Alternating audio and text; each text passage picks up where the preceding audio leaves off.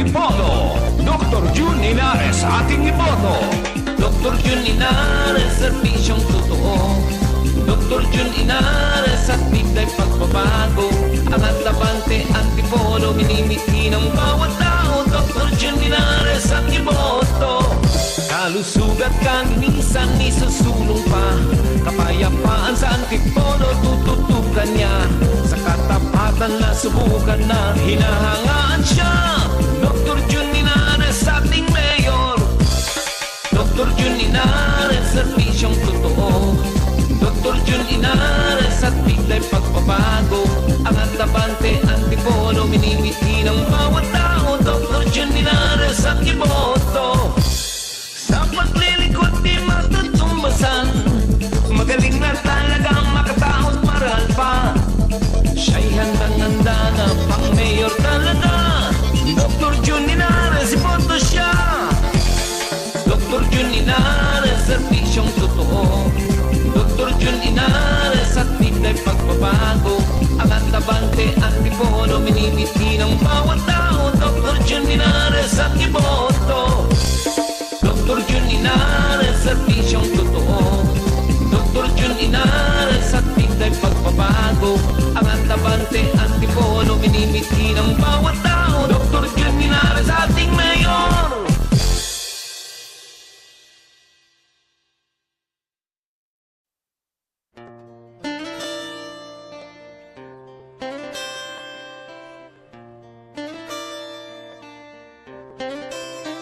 Sasaya ang Antipolo pag si Leble ay natalo.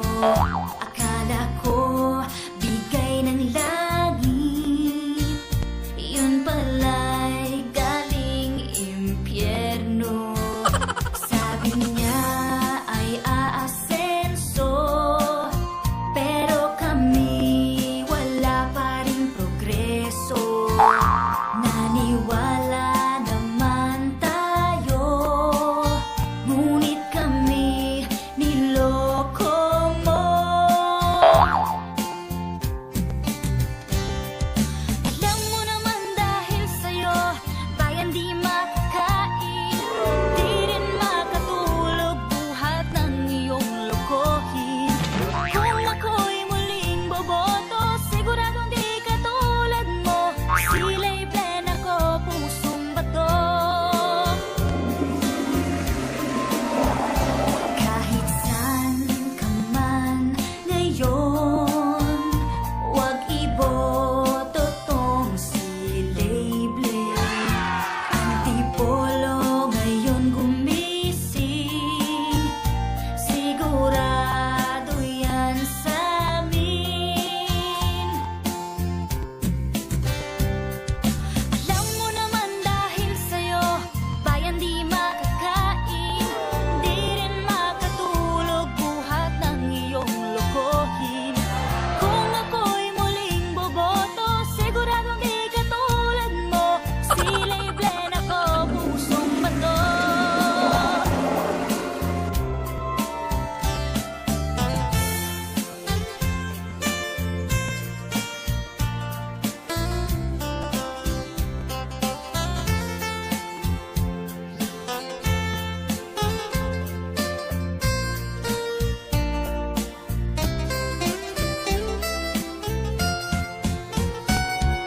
Alam mo naman dahil sa'yo, bayan di makakain, di rin makatulog, buhat ng iyong lokohin. Kung ako'y muling boboto, siguradong di katulad mo. Sila'y blen ako, pusong bato.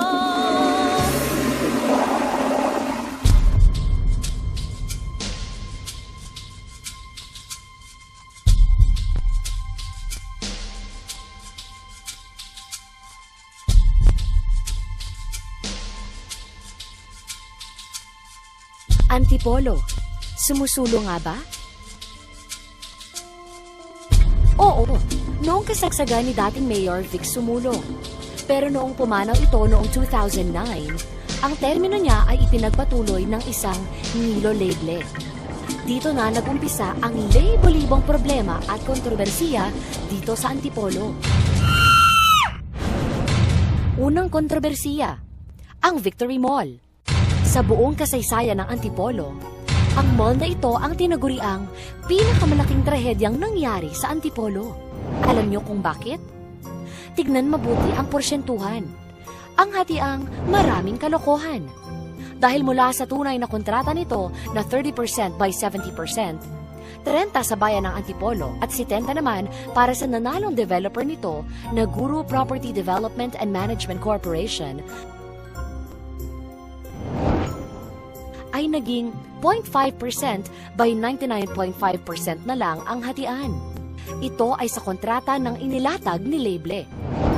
Kaya naman mula noong 2009, dapat ay umabot na sa 161,320,000 pesos ang kinikita ng Antipolo mula sa Victory Mall. Yan ay kung hindi binago ni Leble ang orihinal na kontrata ng naturang mall.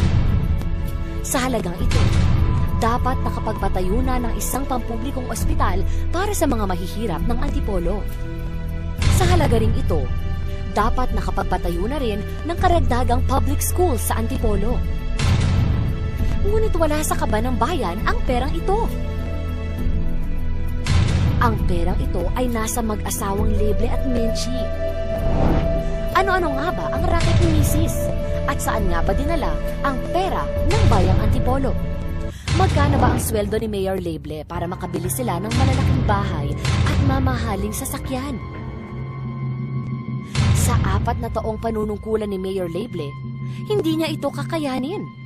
Gaya ng 4 na taong pagkakatigil ng kanyang mga proyekto. Ang mga ghost projects.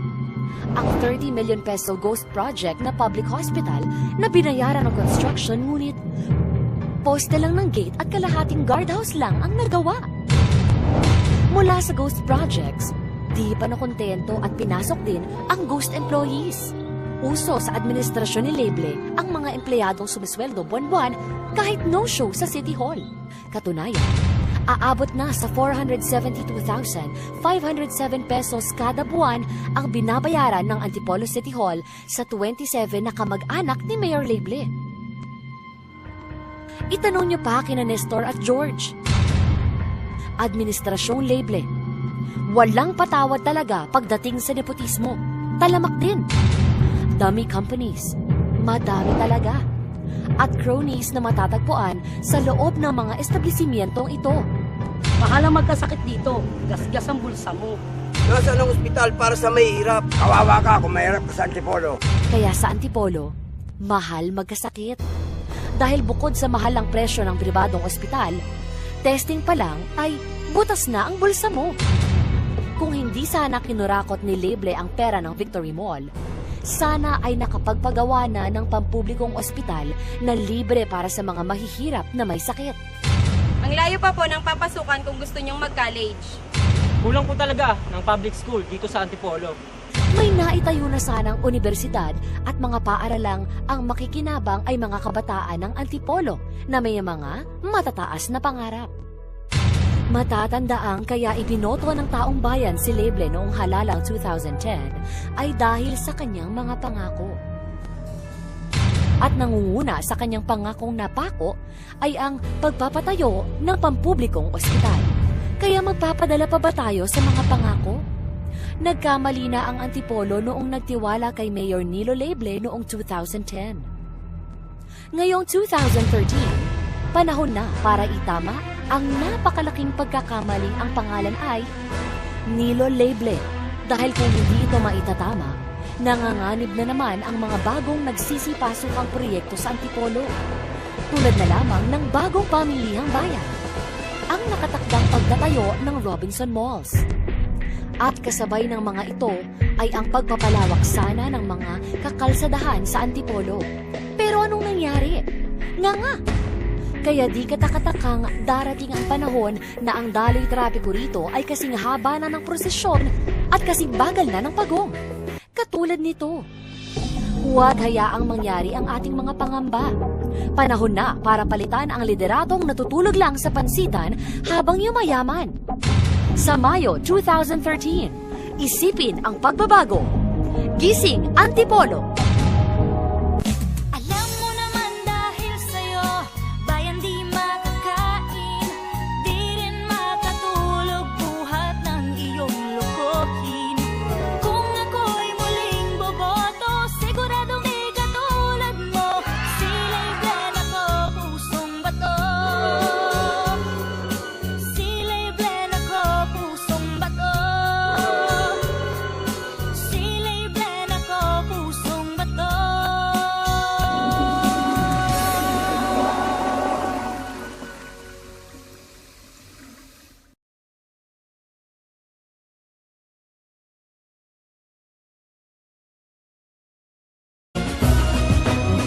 Dahil sa tulong, bawal ang kakamot-kamot sa katanungan. Harap-harap ang iaabot, sinong pinili